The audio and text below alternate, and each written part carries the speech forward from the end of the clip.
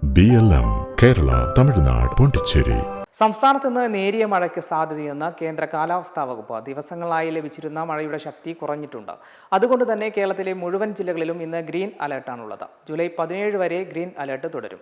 അതേസമയം 4 ജില്ലകളിൽ ഒറ്റപ്പെട്ട നേരിയ മഴയ്ക്ക് സാധ്യതയുണ്ടെന്നാണ് മുന്നറിയിപ്പ്. പത്തനംതിട്ട, ഇടുക്കി, കണ്ണൂർ, കാസർഗോഡ് എന്നിവിടങ്ങളിലാണ് മഴയ്ക്ക് സാധ്യത. നേരിയ മഴയ്ക്കൊപ്പം കാറ്റിനും സാധ്യതയുണ്ട്. മണിക്കൂറിൽ 30 കിലോമീറ്റർ വരെ വേഗത്തിൽ കാറ്റ് വീശും. കാലവർഷം ശക്തി കുറഞ്ഞതോടെ സംസ്ഥാനത്ത് ഇടിമിന്നലിനുള്ള സാധ്യത ഉയർന്നിട്ടുണ്ടെന്ന് കേന്ദ്ര കാലാവസ്ഥാ വകുപ്പ് അറിയിച്ചിട്ടുണ്ട്. കഴിഞ്ഞ ദിവസങ്ങളിലും ഇടിമിന്നൽ കൂടുതലായിരുന്നുവെന്നും റിപ്പോർട്ടുണ്ട്. കണ്ണൂരിലാണ് ഏറ്റവും കൂടുതൽ ഇടിമിന്നലുണ്ടായത്. അതേസമയം വൈദ്യുതി പ്രതിസന്ധി രൂക്ഷമായിരിക്കുകയാണ് കേരളത്തിൽ കാലവർഷം ശക്തി കുറഞ്ഞതോടെ വീണ്ടും വൈദ്യുതി പ്രതിസന്ധി രൂക്ഷമായിരിക്കുകയാണ്. ഇന്നലെ സംസ്ഥാനത്തിന്റെ വിവിധയിടങ്ങളിൽ 20 മിനിറ്റോളം വൈദ്യുതി നിയന്ത്രണമുണ്ടായി. വൈദ്യുതി ഉപയോഗത്തിലെ വർധനയും വൈദ്യുതി ലഭ്യതയുടെ അഭാവവുമാണ് നിലവിലെ പ്രതിസന്ധിക്ക് കാരണം. മഴ ലഭിച്ചില്ലെങ്കിൽ നിയന്ത്രണം തുടരേണ്ടി വന്നേക്കുമെന്നാണ് വൈദ്യുതി ബോർഡ് പറയുന്നത്. അതേസമയം സംസ്ഥാനത്തിന് പുറത്തുനിന്നും വൈദ്യുതി വാങ്ങാനുള്ള നീക്കം നടക്കുകയാണെന്ന് മന്ത്രി സണ്ണി ജോസഫ് പറഞ്ഞു.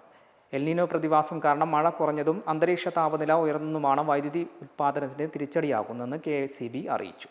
ശക്തമായ കാറ്റിൽ മരങ്ങൾ കടപുഴകാനും മരച്ചിലകൾ ഒടിഞ്ഞു വീഴാനും സാധ്യത കൂടുതലാണ്. അതിനാൽ കാറ്റുള്ള സമയങ്ങളിൽ മരത്തിന് ചുവട്ടിൽ നിൽക്കാനോ വാഹനങ്ങൾ പാർക്ക് ചെയ്യാനോ പാടില്ല. വീടിന് ചുറ്റും അപകടകരമായ നിലയിലുള്ള മരങ്ങൾ വെട്ടി മാറ്റുകയും വീടിന് മുകളിലേക്ക് ചെരിഞ്ഞു നിൽക്കുന്ന ശിഖരങ്ങൾ വെട്ടി ഒതുക്കുകയും ചെയ്യണം.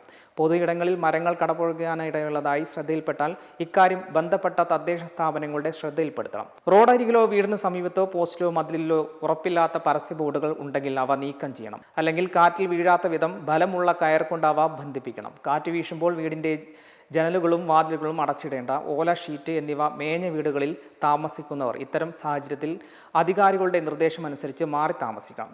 കാറ്റുള്ള സമയത്ത് മത്സ്യബന്ധനത്തിൽ നിന്ന് വിട്ടുനിൽക്കണം. മത്സ്യബന്ധന ബോട്ടുകളോ യാനങ്ങളോ അലക്ഷ്യമായി വയ്ക്കരുത്. കാരണം ശക്തമായ കാറ്റിൽ കൂട്ടിയിടിച്ച് കേടുപാടുകൾ സംഭവിക്കാൻ സാധ്യതയുണ്ട്.